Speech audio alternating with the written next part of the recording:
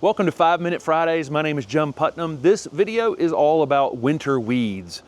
And so this time of year in the late fall and early winter, we'll see some small weeds in our vegetable gardens and some of our mainly disturbed spaces. So in our larger beds, maybe where there's shrubs and we're using hardwood mulch and those kinds of things, you may see less of these things. But in any kind of disturbed spaces in your garden or alongside other weedy spaces, we have this very weedy lot that the city owns right here beside of us. And then right here beside it is our vegetable garden, which we would call a disturbed space, right? It's a space where we're turning it over, we're planting things in it during the year. In these loose soil areas, there's a lot of weeds that will germinate in the fall months, and they'll stay kind of small. A lot of them will stay kind of small through the winter time, and then they'll just absolutely explode when it gets warmer on the other side of the year. This year, we've had a longer run of warm weather through the fall, so some of them have actually gotten quite a bit bigger than they normally would, and you may see that in your garden as well. It's now gotten cold, and they'll just kind of go into a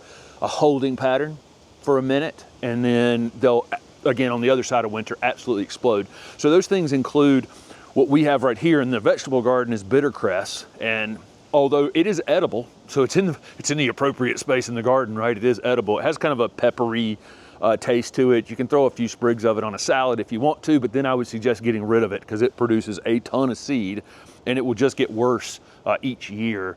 Henbit is another one you'll see right now, generally small this time of year, but then it produces a purple flower. It's actually quite pretty in the February, March period of time, but it can produce a ton of seed in your lawn. Any kind of place that's has foot traffic on it tends to be the places where, and disturbed spaces, moist areas in your garden tend to be spaces where it will come up. And then the other one is chickweed. Chickweed, I don't see any chickweed out here yet, so it's probably just super, super small, but it's one that we just get that really goes kind of wild for us in the late winter, early spring. But again, the bittercress is the one that's a little slightly ahead of everything else right now. A little bit of henbit I can see. You'll also get overwintering dandelions and some other perennial and biennial weeds as well, not just these annual weeds that produce seed and die, but there's also some perennial weeds that you'll see in these spaces as well. It's just a good time of year to be taking care of them because the soil's moist. It's actually pretty easy to get in here and get these weeds out of here before they have a chance to explode on the other side of winter. I can use the stirrup hoe and come through here and basically decapitate these weeds like this off at the root.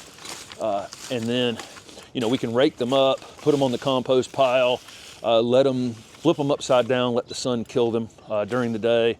May need to re-loosen them a couple times. But then the main thing is this disturbance that I'm doing in the soil is definitely bringing up more weed seed. So this is where we want to get this cap down, either with leaves, hardwood mulch, compost, adding something over the top of this disturbed soil to keep this from just coming right back. It would be a really good idea for us.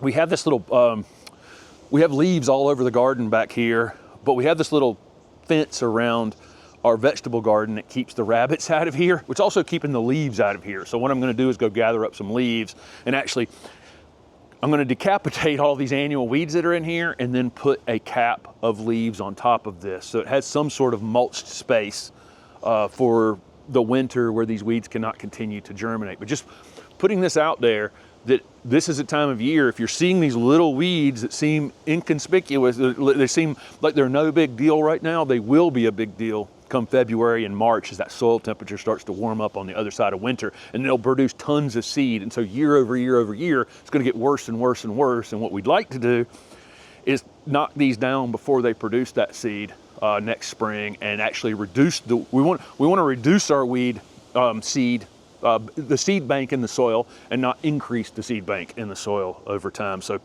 there's the thoughts. Be on the lookout for these winter weeds. Go decapitate them, put a mulch cap on those spaces that tend to be the areas that are disturbed spaces.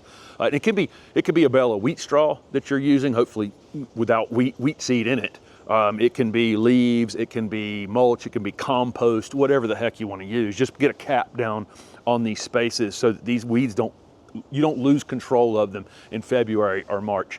Thank you guys so much for following along with these 5 Minute Friday videos. They are in a playlist on the channel called 5 Minute Fridays if you want to go back and look at them. And we're just putting up kind of a relevant thing that's happening in our garden here in Raleigh at a different time of year. Also, the weekly garden planner has all of these, is a video format garden planner that's $50 off during the month of December over on our website. Use the code Weekly Garden Planner to get the $50 off. And it's this kind of information just on a weekly basis on what to be looking for in your garden, what to be doing, how to maintain your garden going forward. So thank you guys so much for following on.